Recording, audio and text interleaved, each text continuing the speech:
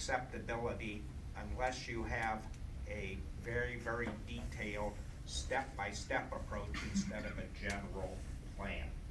I do believe that also when you talk about expert testimony, I've been through a number of hearings where the experts coming forward have either never stepped foot in the state of Ohio or never worked in the area that they're providing expert testimony in, maybe in a somewhat related field, but not directly in the field, yet that is offered as the expert testimony, and any other questioning of that is, well, your question isn't borne out by independently reviewed materials and therefore has no merit.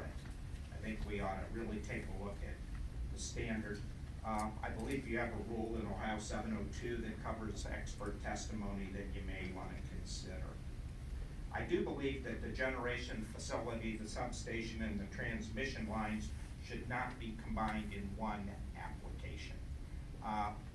It is hard enough for people to follow through all those different things. I think when you mix them all together, it becomes an exercise in terminology that becomes very, very confusing.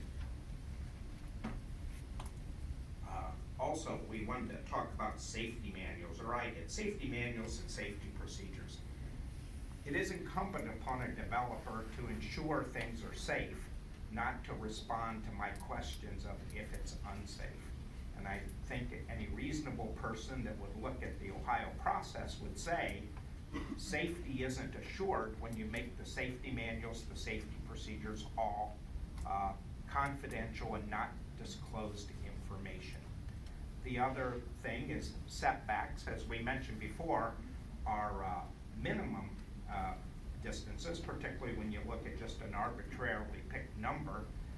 What should be required is the actual analyses that show how far particles will go when the blade is thrown. The Ohio Power Siting Board could provide some guidance, I guess, to the developer on just what accidents and incidences they need to analyze.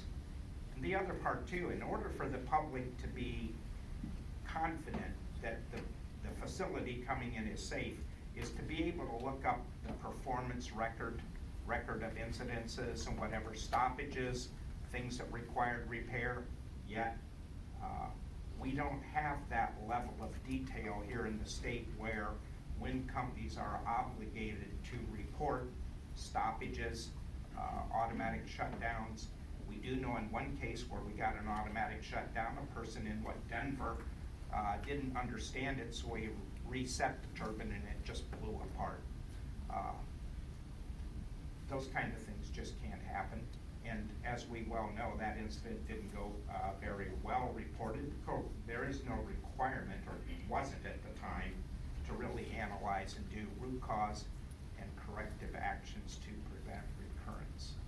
I do believe that the developer should have either some way for you or the public to look at the incidences they have and what they are doing to prevent recurrence, and that should be subject to question. Thank you.